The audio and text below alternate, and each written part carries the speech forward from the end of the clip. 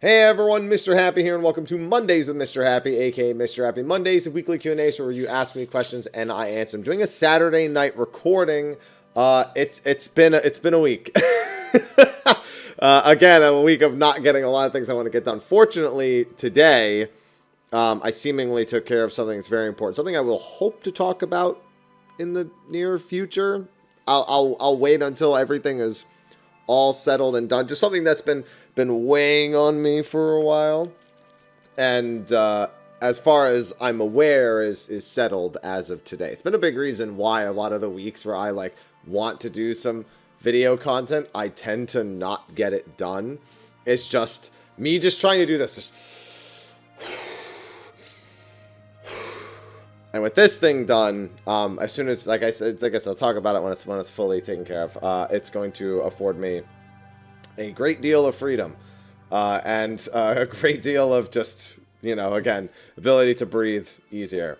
But all the same, I'm recording this Saturday night, so sorry if you are asking your question on Sunday. I was just kind of sitting around not doing anything, just kind of unraveling, and decided to get this done. It's only like 7:30 right now, so it's still kind of early. There's a few other things I wanted to do tonight that I will very, very clearly not get around to. So it is what it is.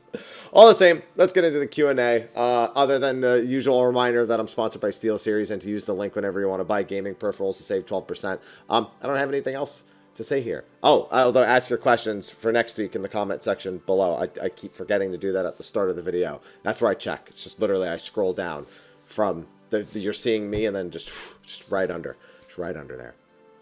Yeah, let's get started. Hashtag Mondays with Mrhappy. Hello. Hi. Hope everything is well. Better now.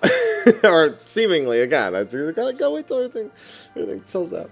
Bit of a lifestyle-related question. All right. I live like a hermit. But yeah, sure, I'll see if I can help.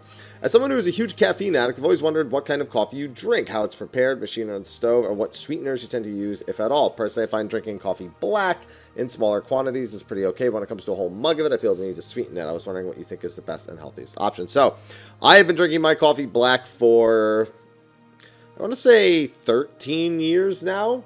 I only ever have sweetener or something if it's like, sometimes like when I'm traveling, I'll just grab like a coffee off of like the shelf, like not even from like an actual coffee thing. Like I'll just go into like one of the convenience stores and just grab something.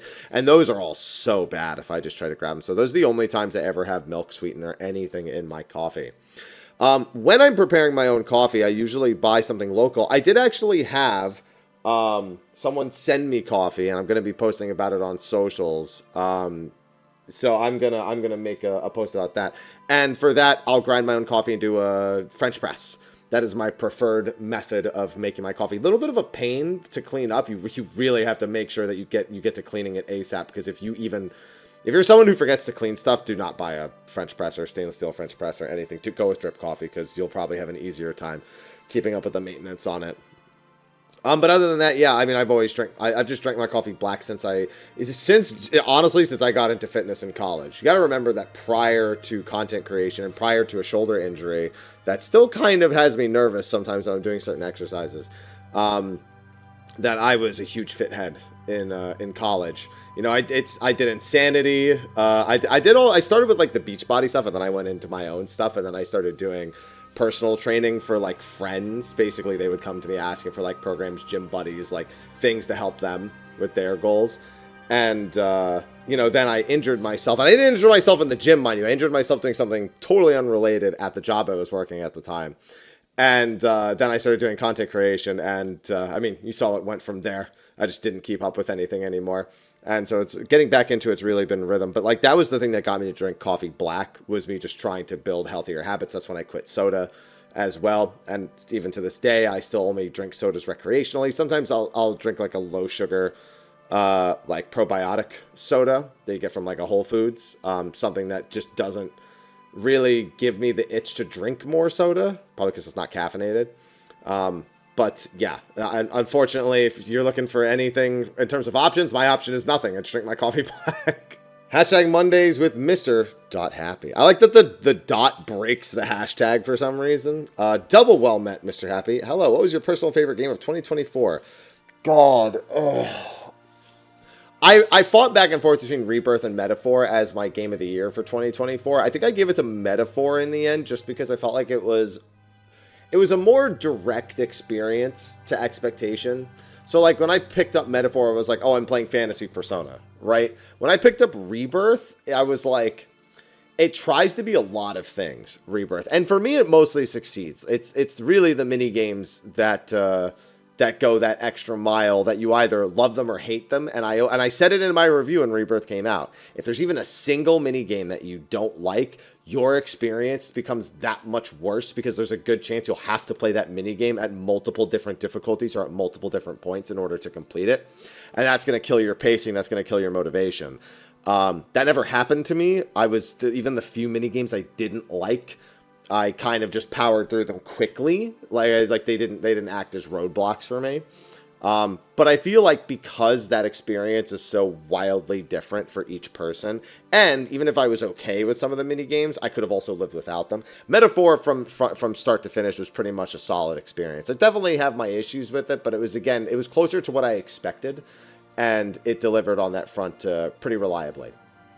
Hashtag Mondays with Mr. Happy. Hey, Happy. Hi. Have they ever mentioned why we can't mount up in cities, in particular large ones like Tuliyola or Crystarium? They've said that they don't want people on their mounts being kind of like a nuisance in towns themselves. The few where we have had them, we've run into a few issues, especially when a patch is new.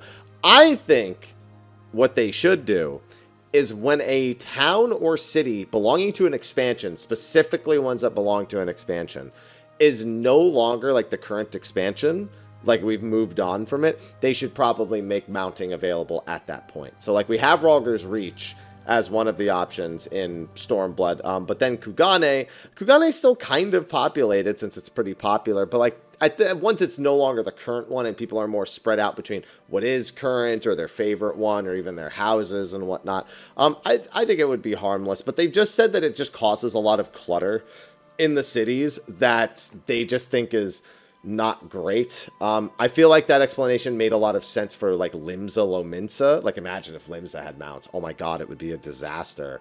Hence why the density being the determining factor is a big thing for me. But yeah, I'm okay with it with most of the other cities if they were to enable it, because I don't think that argument holds up as soon as it's no longer part of the current expansion. Hashtag Mr. Happy Mondays. Good afternoon, Haps. Good evening right now for me. It's dark outside. I assume that's when you're recording. Close. I mean, what is evening but just really late afternoon? Phantom Job sounds pretty cool, but will they stick the landing? If they use additional special action bars that no one keybinds, they won't feel good.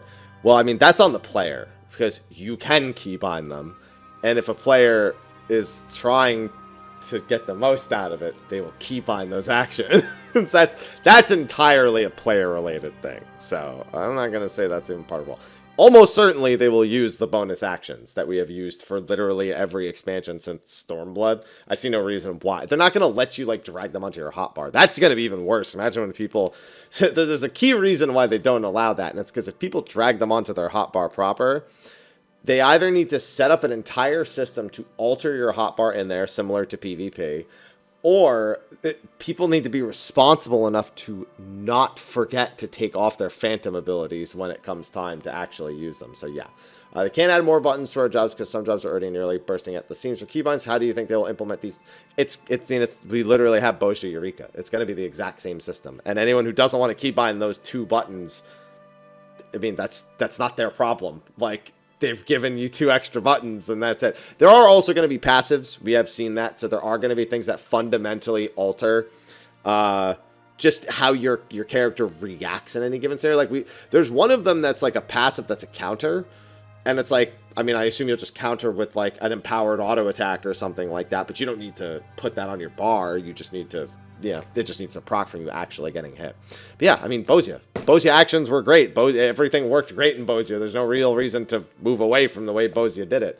It was pretty much the peak way of handling this kind of stuff. Hashtag Happy Mondays with Happy Mister. Hello, Happy. Hi. What are your thoughts on Lies of P? I loved Lies of P. It really came as a shocker to me, because that company had no prior experience with it. For those who don't know, NeoWiz I know Neo is best for making, and I believe I'm thinking of the same company because I'm pretty sure this music is in there, DJ Max. I used to play DJ Max on my PSP all the time. You got to remember, I used to do like DDR like locally, like professionally at locals. I never like flew to Japan or any of that stuff. And I put me in the path of a bunch of rhythm games, from Guitar Hero to DJ Max to Beatmania. Like, I've at least dabbled in a vast majority of them through my like teen years. So seeing Liza P made by them when they have no prior experience with it was shocking, to say the least. What would you like to see for the DLC? Well, I mean, we have the DLC, and the DLC looks to be taking us to an earlier point in the timeline that deals with the adventures of Alidoro. We got a teaser about the end of Liza P, and it doesn't look like that's playing a role in the DLC at all. It looks like they might be saving that for the sequel. But I'm excited to see the real Alidoro and all of those things that we go through, or that are described to us in the game, but we never actually get to see them. I will say this. The gameplay, I'm going to have to get a feel for it, because it doesn't really look like Liza P's gameplay anymore. It's like way more fast-paced and like anime-y than Liza P was. And I'm kind of concerned, but maybe they just really wanted to make it look that way for the trailer. I don't know. I think that could ruin the game, in all honesty, but we'll have to wait and see. Hashtag Mondays with Mr. Happy. Hello, hello, and an extra hello for someone who didn't say it. Not yet so far this week.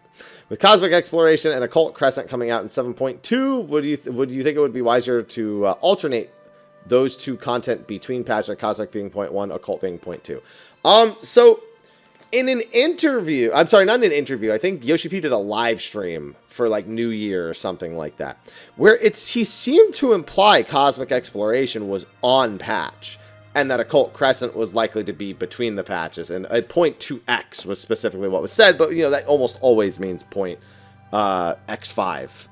So, you know, whatever it is, like that always means like the .x5 patch, or regardless of what patch is. Yeah, no, they shouldn't be at the same time. I'm actually genuinely curious what they're going to do for 0.3 as well. 0.3 is supposed to have potentially another update to Cosmic Exploration, another update to Shades Triangle / Occult Crescent. The new Deep Dungeon is potentially at that point. We're still waiting on a guaranteed Blue Mage update we know is coming. They said there's more variant and criterion. We don't know how many we're getting and when we're getting them. I wouldn't expect another chaotic, but they've said they're working on the next ultimate already, which we would assume is 0.3x. I'm a little concerned about the density. Now, it's funny because there is precedent for this. 0.3x patches are historically, when the expansion is really popping off, is usually over full. And it kind of lends credence to the argument about how content is spaced at the launch of an expansion and how unsatisfactory it is. Because when we see patches like this, we go, man, what if we had that patches ago instead of having to wait till the halfway point? And it's why we're advocating, myself and many others, that they reorient their game plan behind the scenes. Because when they're making this content, most of the time when they're designing content, they effectively set a target internally and then try to reach that target and design around that target date. And then it's like, and then if anything goes wrong, they have the freedom to push it back. And normally we don't learn about the target dates, you know, early a lot of the time. They just tell something's going to happen in, you know, this expansion.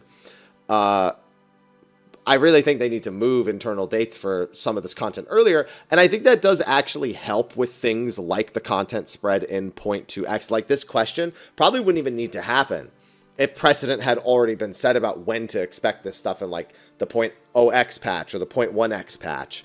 And we'd have some of that content earlier, which, you know, addresses a lot of the grievances people have with the way that Final Fantasy XIV handles expansion launches and the content drops. So I think a more steady stream of this stuff throughout the early expansion and then updating it at a similar or even slightly delayed cadence. If there's more stuff and it's more longer form content, you don't need to necessarily update it every single patch, but at the very least have like a I guess, an update window cadence instead of it being set in stone by patch number, being set in stone by, every 5 months or every, 3 months or whatever their, like, actual planning schedule is. I think they need to restructure like that. And then we won't have issues like what you're describing here, where we have to wonder what's even the best option. Not even what they'll do, but what the best option even is. Hashtag Mondays with Mr. Happy. Hi, Happy. Hello. Most people you talk to mostly start off playing MMOs with games like WoW, Ultima, EverQuest, or RuneScape, but as a broke kid without any money for sub fees, starting playing MMOs with free-to-play Korean MMOs like Grand Fantasia, MapleStory, and Fliff. Oh boy, Fliff. As well as browser-based MMOs like, I fuck with Adventure World. Or Adventure Quest. Sorry, Adventure Quest World. I used to love playing Adventure. I never got very far. That and Neopets was my jam, all right? Do you have any experience or memories with that particular era? I mean, yeah, I played Adventure Quest. I played, what was it called? It was called, like, Hero Online. I played Silk Road Online, which was garbage. Absolute. I did a sponsored stream for Retail Silk Road in, like, 2016, and it was dead. I was like, all right, if they're paying me, I guess I don't care. I loved Silk Road when I was young, but I'm sure everyone's playing private servers at this point. Sure enough, they were. What else? Hero Online, Silk Road Online. There was that Granado Espada game that, like, I think that game actually had like a $40 box cost, I'm almost certain. I had friends that had me on private RuneScape servers. God, what's another one? Not private RuneScape, private Ragnarok servers, sorry. MapleStory. I had one girlfriend that tried to get me to play MapleStory. We didn't work out, obviously. that relationship didn't work out. I was in college at the time when that was the case. And yeah, I had a friend who was addicted to Fliff. And then people who didn't have money for because then obviously when you get into other games, there was like Terra, there was Aeon, there was Rift, had a sub fee. Wildstar.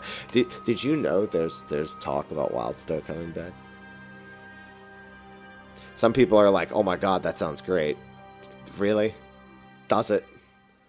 Does it sound great? Yeah. I had a friend addicted to Guild Wars 1. I played Guild Wars. Yeah, I mean, I've played so many. Yeah. It's a lot. My MMO origin story is Final Fantasy XI. But while I was playing Final Fantasy XI, I was still dabbling in all these other games. Because you can only wait for things to spawn so hard. It's like, alright, I'm waiting. What do I do while I do that? I would have Final Fantasy XI on my PS2. Silk Road on my PC, or whatever I was playing on my PC, and I got 29 minutes between factor spawns. Might as well do something. Hashtag happy with Mr. Mondays. Greetings. My apologies in advance for... Oh my god, that is a wall of text. I hadn't even looked down until just now. I've seen a lot of people request Time Mage over the years, and there's the interview who said they considered it at one point, but scrapped it, and then came the most recent live letter. Well, so... yeah, that is, never mind. I was thinking of something different. I was going to reference a different story. No, you're right. No, they didn't say they're never going to implement Time Mage in the live letter. They said that the Phantom jobs feature a lot of jobs that don't necessarily fit within their conventions of Final Fantasy XIV, like Time Mage, which... is something they are not like to do. They're not saying they'll never do any of those jobs. The fact that they basically grabbed Time Mage as an example, though, does highlight the fact that it's something they are likely not to do. It's a discussion that's at least happened at some point, right? It's not what you think. I remember you mentioning that you would be able to make it work. Don't you think that no matter the implementation, Time Mage would be too similar to Astrologian? Absolutely not. Time Mage... So, we have a distinct... difference in the way that our game is designed versus the way that a lot of faster GCD MMOs are designed. Our rotations and our structure of our combat is very rigid. That is because the GCDs are long, and that is because they are strung together in a way that has very intentional purpose. You have to do certain skills in certain order to get to the next skill in your combo, and to set up the skills that you're going to be doing that are part of your burst, that you don't have to worry about the things that you're getting from those combos, whether they be resources or buffs or debuffs or whatever it is. Astrologian was the most time magey in Heavensward, where you could extend buffs and debuffs, and there was like, you had a stun in your kit. There was a lot more time magey stuff. Now, obviously we have a lot of delayed healing. But delayed healing doesn't necessarily define what a time mage has to be.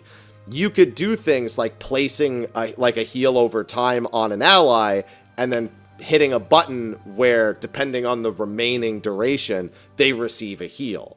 Like, they receive a flat heal. So you're like, oh, I'll just give the tank the regen. Oh, and they take this hit, bam, I'll pop this on them, and now they get this big influx of heal instead of having to wait for the heal over time.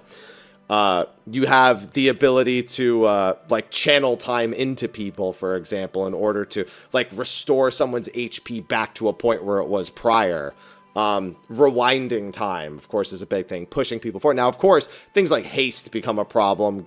Slow. I think those aspects of the job were unlikely to ever survive in a Final Fantasy XIV equivalent. But the ability to manipulate heal over time, it's very akin to, I don't know what modern Resto Druid is like, but honestly, Resto Druid has a lot of those aspects to it in my memory. I played Resto Druid through, like, Black Temple and some of early and mid, like Wrath of the Lich King, and even early BC. So early to late BC into early to mid Wrath of the Lich King. I had mild experience. I've healed Black Temple as a Resto Druid, so that's on content Black Temple. So, like, that's what you've got, and I see a lot of aspects there that are not captured by something like Astrologian, where it's just like, oh, when this wears off after 8 seconds, a heal pops up, or something along those lines. Now, if you took the old aspects of it with the buff duration stuff and the current ones, yeah, it'd be pretty close. But you can create gimmicks around jobs that do not emulate what other jobs do. And that's what people are hoping they do with the 8.0 job thing, where obviously the game is structured in a certain way that jobs are always going to want to be able to achieve something similar, but the means with which that you access those things doesn't always have to be the same. So yes, we do have Time Mage at home, as you say at the end, but you shouldn't just look at what one job is already doing and say, well, that's Time Mage. Because while, yes, I like to make that comparison, that doesn't mean that the creativity should stop there. I think that's how you kind of begin to restrict creativity in a sense, and something I hope the dev team can move away from in 8.0 and onward. Hashtag Mondays with Mr. Happy. Hello. Hi. Have you played Bravely Default or Second? Are you excited about Occult Crescent? I really love Bozius. So wow, those are two very different questions popping up way back and forth. I tried playing Bravely Default. I couldn't take it. The writing was atrocious. I didn't even make it through. I didn't even make it to the part where the game actually becomes unbearable, where it's from like chapter 5 onward. I made it to like midway through chapter 4. I couldn't take every piece of dialogue being a villain going, ah, yes, I am going to do the evil thing. And then all 4 of the protagonists being like, oh, we cannot let you do the evil thing. We will stop you doing this evil thing because it is evil. And it's like, ah, but you cannot stop me because I am evil and I am doing the evil. And it's like a 20-minute cutscene, and then I murder them in 8 seconds. And it's like, what are you doing? Now, on the other hand, I didn't play Bravely Second. I have played Bravely Default 2, and I finished it, but like, I like a couple of characters in that game. But, the writing, I'd say, it was less dragged on, but more naive, and I think they really botched the ending more than anything else in Bravely Default 2. They like tried to capture some of the Bravely Default aspects, but they like went really light on it, and on top of that, this wasn't written as well. So, but honestly, I don't know which. At least I finished Bravely Default 2. I mean, there's that. Also, yeah, Cold Crest. I'm always excited for doing exploration stuff. That's my bread and butter. Hashtag Mondays with Mr. Happy. Hello, good sir. Hello. Final Fantasy X question. All right, let's get to it. I'm starting a platinum run of my own. I was wondering if the Expert Sphere Grid is better to use than Standard. So, Standard Sphere Grid has the advantage of having a higher total stat cap. Because there are more spheres, you can technically raise your overall stats to a higher number.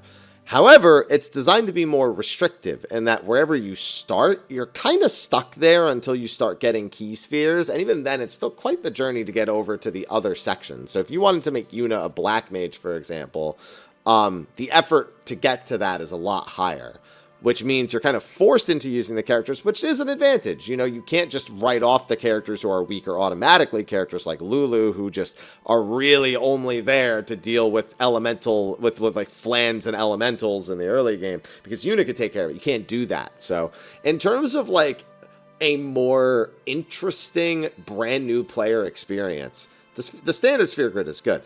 For an expert run, the standard sphere grid's a waste of time. The expert sphere grid has less spheres on it. And given how long it takes to actually do the menuing to traverse the sphere grid, and the fact that you need to fill in every empty node, you want less spheres. So the expert sphere grid automatically wins in a run. Not to mention, it's kind of a waste of time to break the HP limit in Final Fantasy X. As much as people like to do it, yeah, it's cool to see Tidus have 20, 30,000 health. It is a complete waste of time. And in fact, in some cases, actually makes the game harder.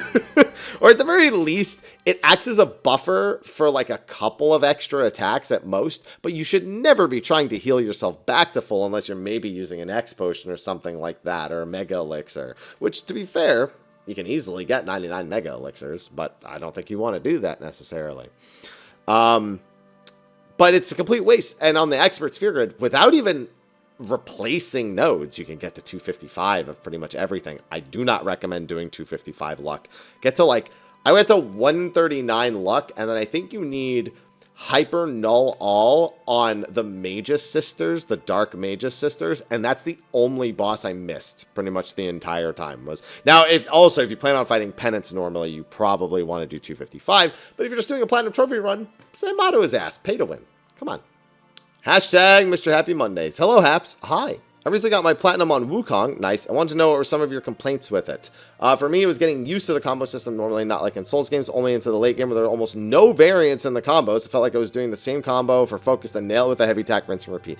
Even in the late game, I would argue it doesn't change at all.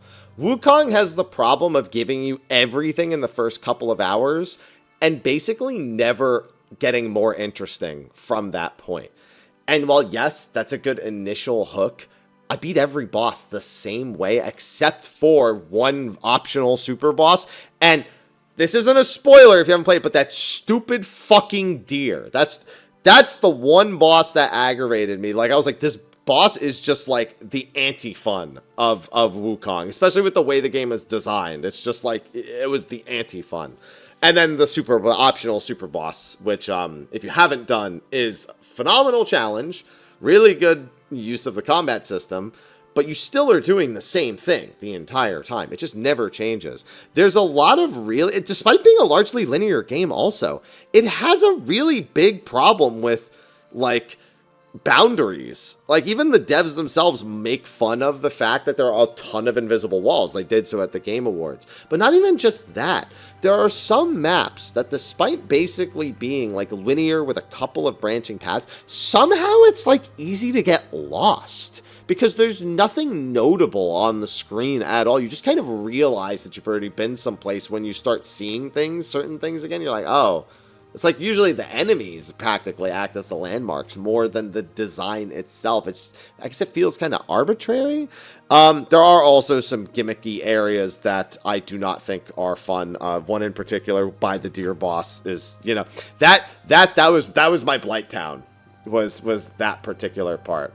But yeah, it was also just really easy. Other than the deer and the super boss, because the gameplay never really evolves, I kind of just slapped the shit out of the whole game. And I was like, oh, well, that was okay. That was it. The dragon on the frozen lake and the boss you fight for the true end. Yeah, that's the optional super boss, the true ending boss. Yeah, no, it was terribly mid. Like, it was really cool for, like, the narrative and the cinematography. The cinematography, the music, the cinematic nature of it was phenomenal. But the game I actually got to play was just, like, so basic and so uninteresting. And you know what's crazy is some games thrive on that basicness, right? Like, some games really thrive on, you have very few attack moves, but there's tons to explore. The Souls games are probably the best example. It's not like your weapons have these, like, branching paths to their skill trees or, like, anything weird. They don't have that. That kind of customization isn't there. But the freedom to explore what each and every one's individual properties are, down to the smallest detail, goes a really, really long way. Wukong doesn't really have that in any capacity because the only real variance you get is you can use the spears, which there's only like 2 or 3 in the game. or you use the pole. And it's like, yeah, I mean, that's cool, but like even with the spears, they didn't like wholly commit to the idea of giving Wukong options. And I think that kind of hurts it, because you don't get to at least have sort of, if you just had the pole arm, and it has kind of a basic moveset, but then you start picking up other things Wukong can do, and those also have basic movesets, you kind of end up in a place where it doesn't matter that they're basic, because you kind of resonate with them and they still allow for skill expression. It's not like, again, going back to Souls-likes, like in Elden Ring, I literally just do like jump attacks half the time. In fact, one of my builds with Raptor of the Mists was all jump attacks, and I mowed through the Elden Ring DLC with that set. I thought the Elden Ring, my complaint, the Elden Ring DLC was too easy. It was like, I didn't know Raptor of the Mists was going to be so good for this. I thought Raptor of the Mists was kind of when I tried to use it in the base game. It ended up being god tier when I went through the DLC. But that's all I was doing. It was just like one art, and then I would just do jump attacks and dodge. Just again, it's just like, it's not like that's terribly interesting either. But the decision making that got me there and the actual skill checks involved were far more interesting than Wukong, where you're just given all these overpowered options, and none of them are terribly interesting because you effectively play the same way throughout the entire game, and there's not really any boss-to-boss alteration that you even have to consider. Hashtag Mondays with Mr. Happy. Hey, yo, Haps. Hi. I hope you're doing well and feeling well. See start of video. I mean, feeling well. I feel great. But, you know, other than that, yeah, we're doing good. With the release of 2 new outfits on the cash shop this patch, noticed more complaints about Hrothgar and Viera not being able to wear the headpiece of new gear. This doesn't seem to be a new request either. It seems friends of mine. Yeah, oh no, it's literally been a thing since Shadowbringers, yeah. Has SE or HP made any acknowledgement about it and brought him up to me? Oh yeah, it gets brought up all the time, and they talk about it all the time, and all they say every time is like, we're always working to try to do more, and then this happens. I do wonder, though, because the people... So the team that works on cash shop stuff, while I'm sure he has some oversight over it, they are different from the main dev team. And I wonder if they just don't prioritize I just wonder if they themselves don't prioritize it.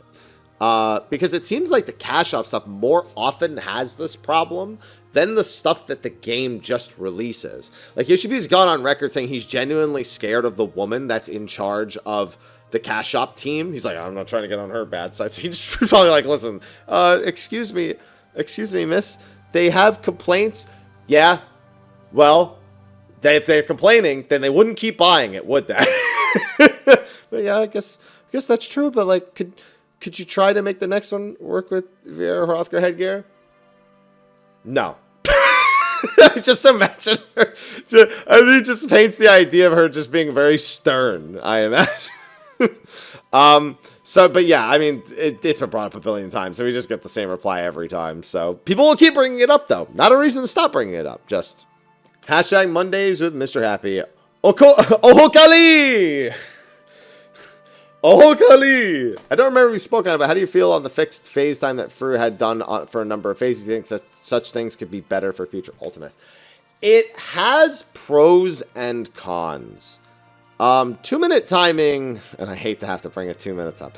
2-minute timing makes phase pushes very strange.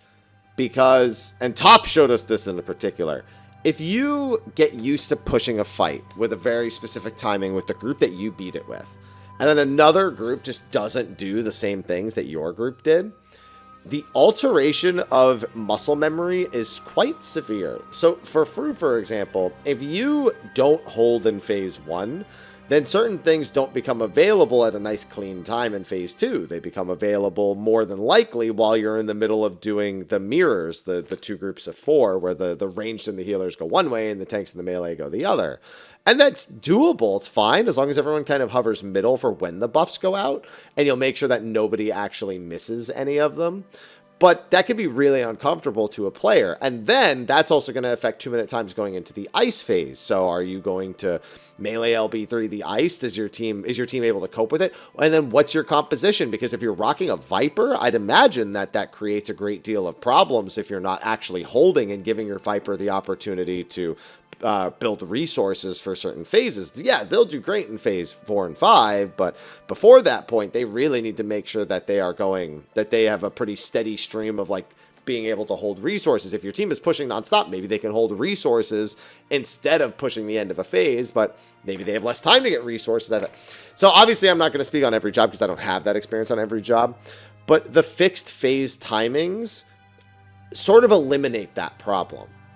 Whereas the non-fixed timings do not, but the non-fixed timings are also, how do I want to put it?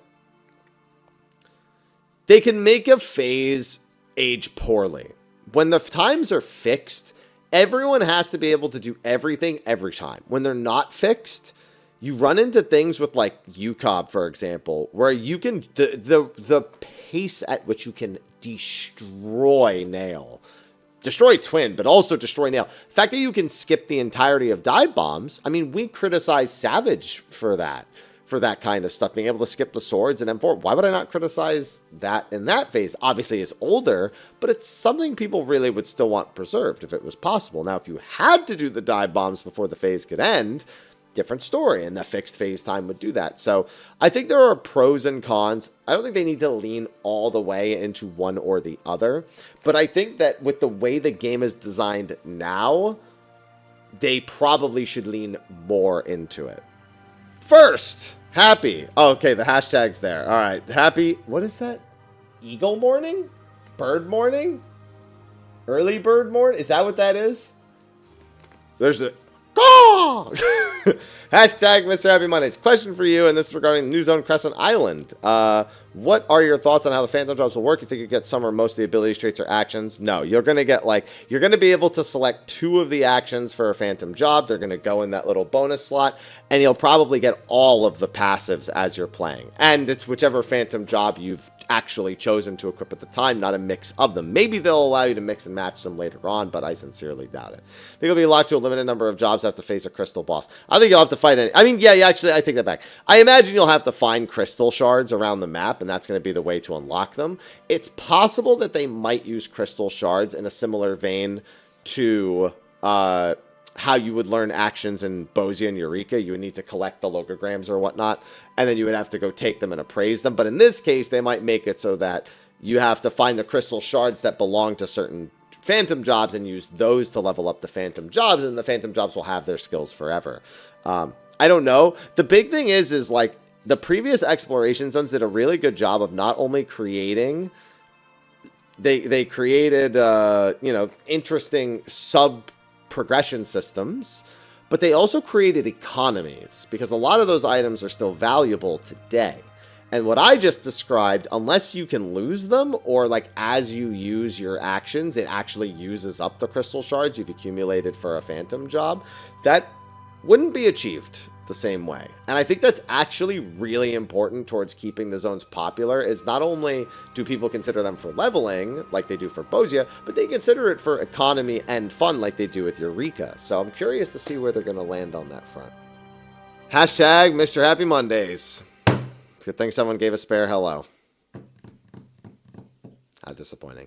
You think there's a way to fix the problem in the Duty Finder when there's like a 24-man raid or any content where you miss one person and the duty fails to start because one person didn't press the button? I mean, yeah, I don't need an example. Oh, but you do say hi. Okay, I see the hi at the end. You're forgiven. You're forgiven, but it's the last priority. Could have just edited it in the front. I would have never noticed. I mean, yeah, trusts. That's the reality of it, is to just throw NPCs in there. They'd have to design the system to work that way. It currently doesn't. But, yeah. Trusts.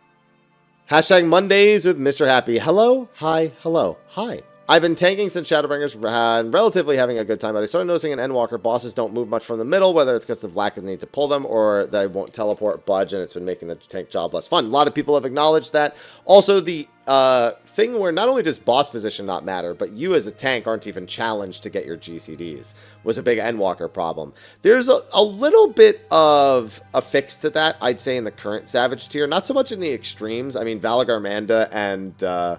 what's her face? Queen's Fiend. They are Queen Eternal. They're wall bosses, so it doesn't really change that much. Obviously, if you have to leave the boss's range, that has some impact on it, but it's seldom.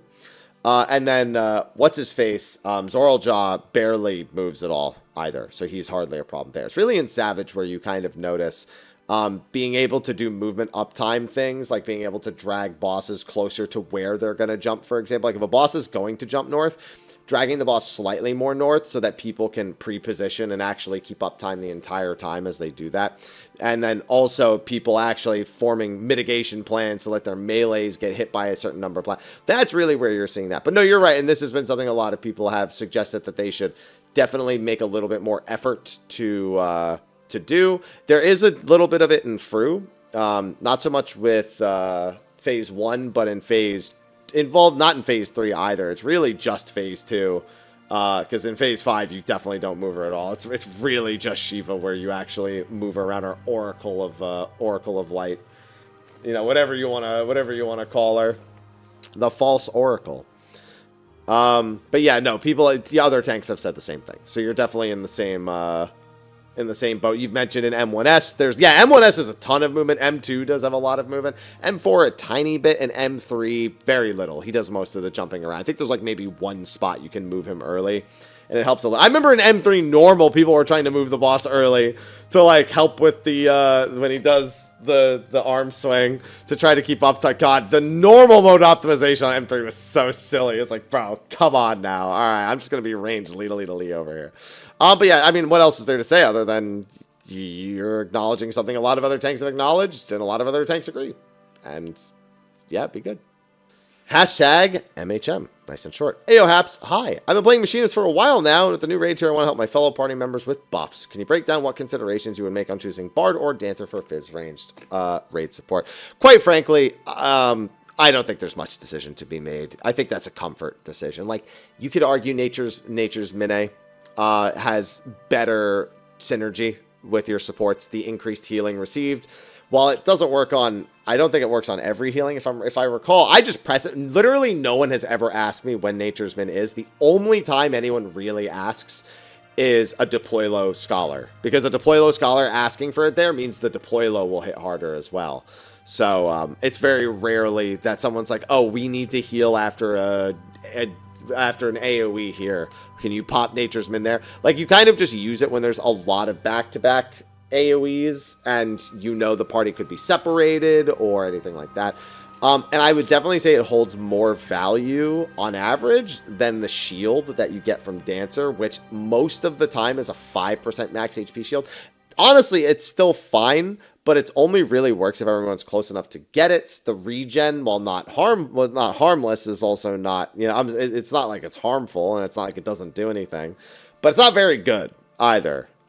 So I would say that honestly, the consideration just comes down to personal preference on how each of them plays. I don't think you really have a good enough reason. I will say this with Dancer though, if you are playing with people and you cannot reliably discern that somebody is A, really good DPS, and B, won't fucking die over and over again with your dance partner buff on, you might want to go Bard just to do away with that potential frustration of needing to do any dance partner swaps or praying that the best DPS that you've given your dance partner to just doesn't screw up in any capacity.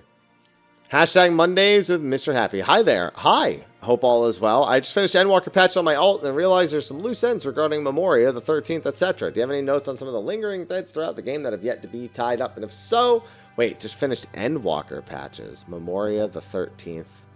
Oh, you just mean in general. Okay. Well, wait, what do you mean Memoria Mizera? Memoria Mizera is not a real place, if that's what you're referring to. We should start making a video of predictions. I mean, I guess they are loose threads, but I think almost everything has been set on a path of being potentially fixable. I mean, we've actually set a platitude of different quest lines towards the path of handling the 13th. And it's nice whenever they actually get to intersect with one another. And then we're kind of and again, Memoria, I'm trying to think, what keeps coming to mind is Memoria Mizera, which is not a real place. It's literally it's just Sid's dreams, you know, as accessed via the Echo. So yeah, I don't know.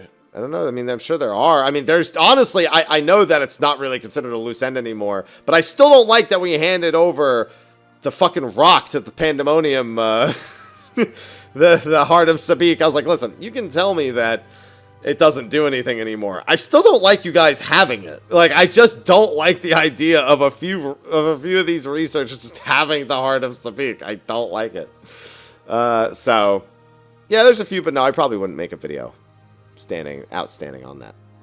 Hashtag Mondays with Mr. Happy. Howdy doody, Mr. Happy. Howdy doody. What do you think of the idea of making gearing in 14 close showers? WoW? No. I'll read your examples, but no. For example, make it so people who only do normal difficulty content only get one set of gear they can get to gear up to allow them to get lower item level gear, but with BIS secondary. You've already said too many words that make me just want to say no. Shouldn't require that much thought to just figure out what to do.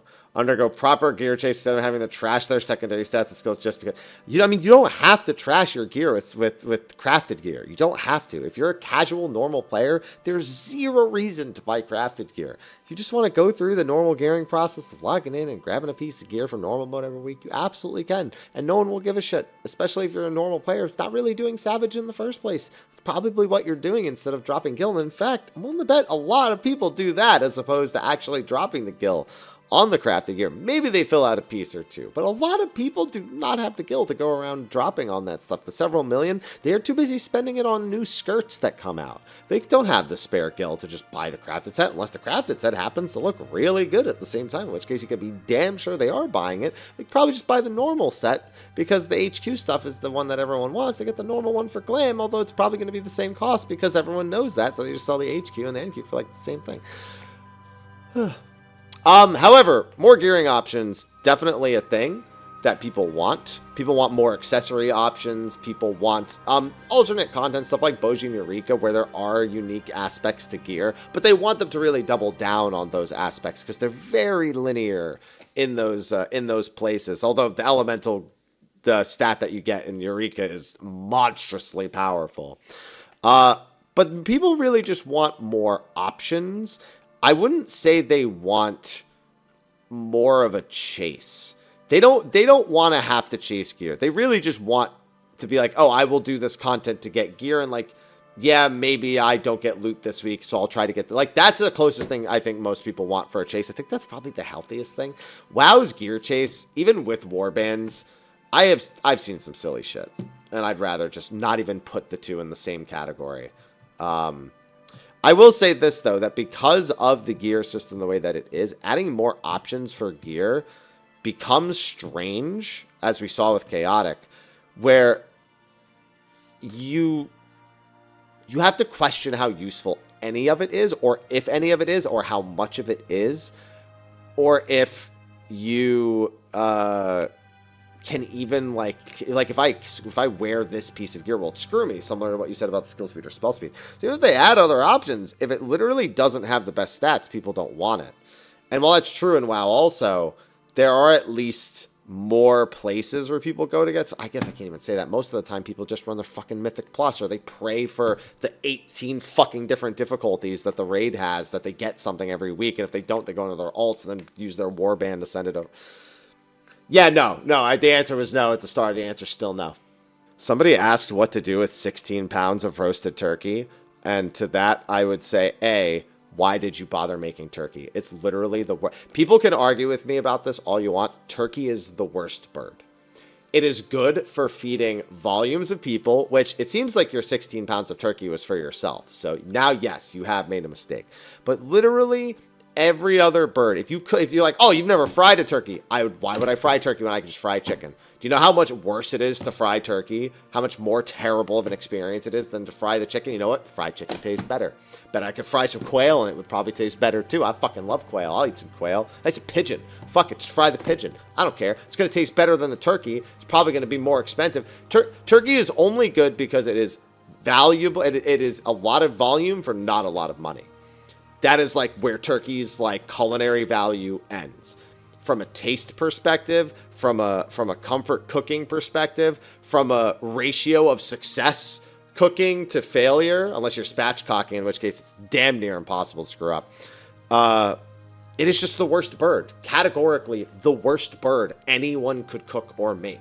Like, when the best part of the bird is the leftovers, because at least you can excuse the fact that it's dry as fuck because you just cover it in gravy, which I'll say this, turkey skin and turkey gravy, they're good. I still don't want to cook a fucking bird to get them.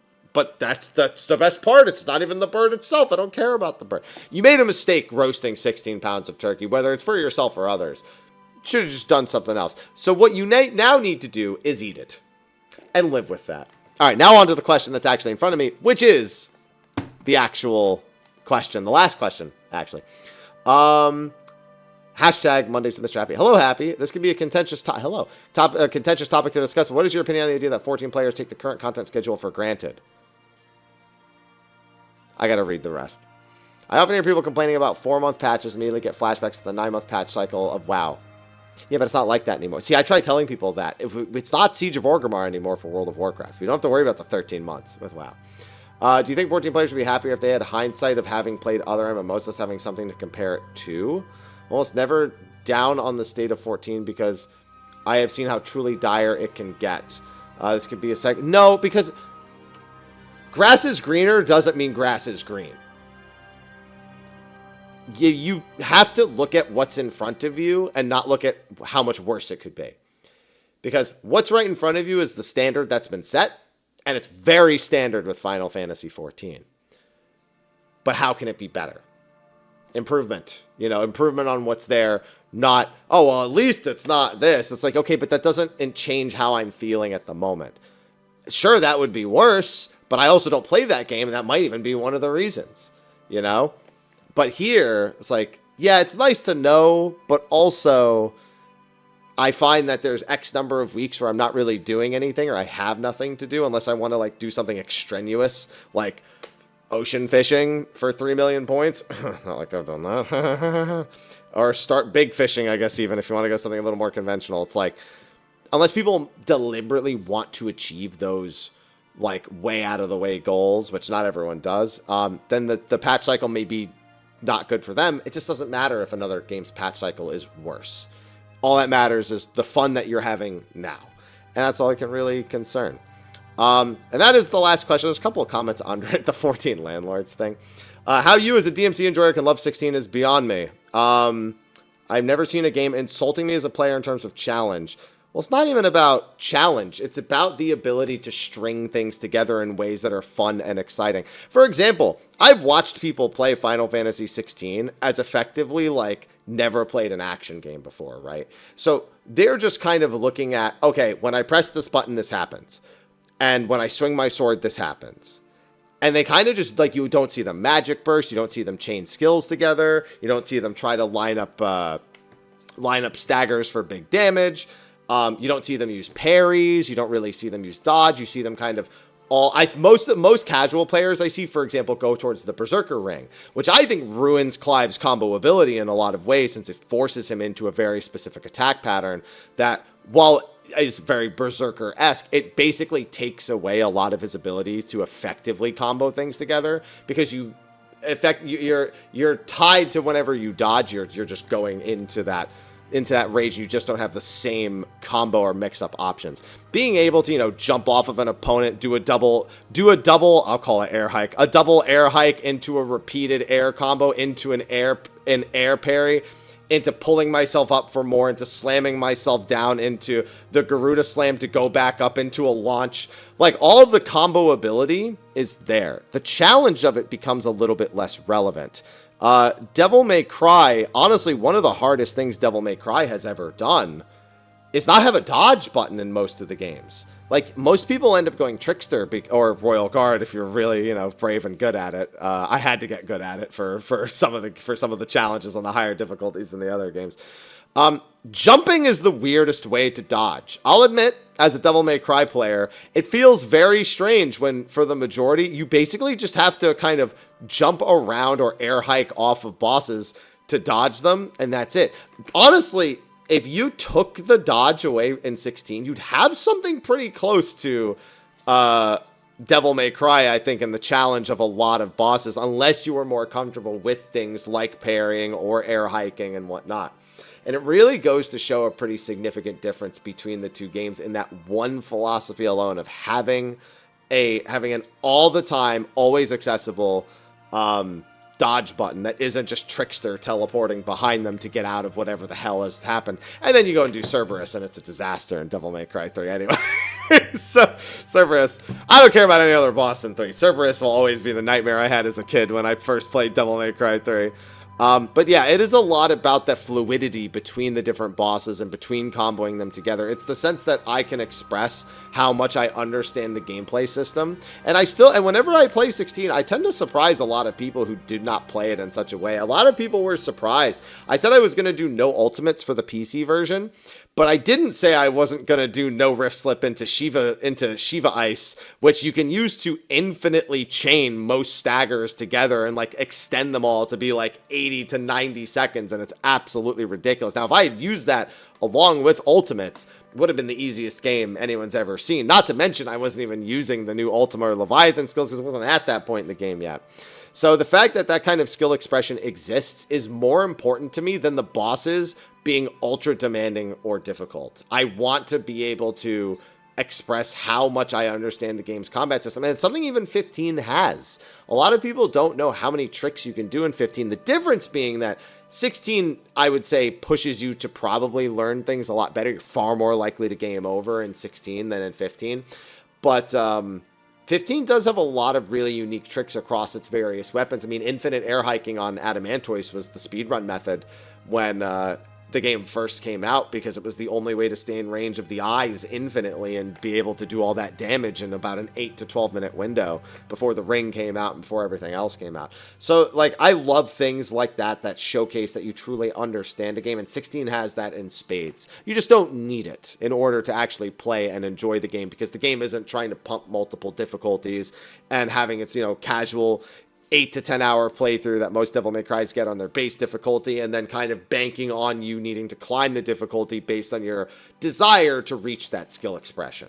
And then, of course, Devil May Cry 3 being a nightmare on normal difficulty because, well, we all know about the difficulty mix-up that game had. So, with that, that wasn't even a question. I just threw that in as a bonus. I saw it at the bottom, so I felt like, yeah, I can easily explain that. That's something I've definitely had to think about over the years when people ask me about it with 16. So there you go. But anyway, that's going to be a wrap for this week's episode of Mondays with Mrhappy. Reminder, don't forget to use the SteelSeries link if you're ever looking for gaming peripherals, and don't forget to ask your questions in the comment section of the video below for next week's episode.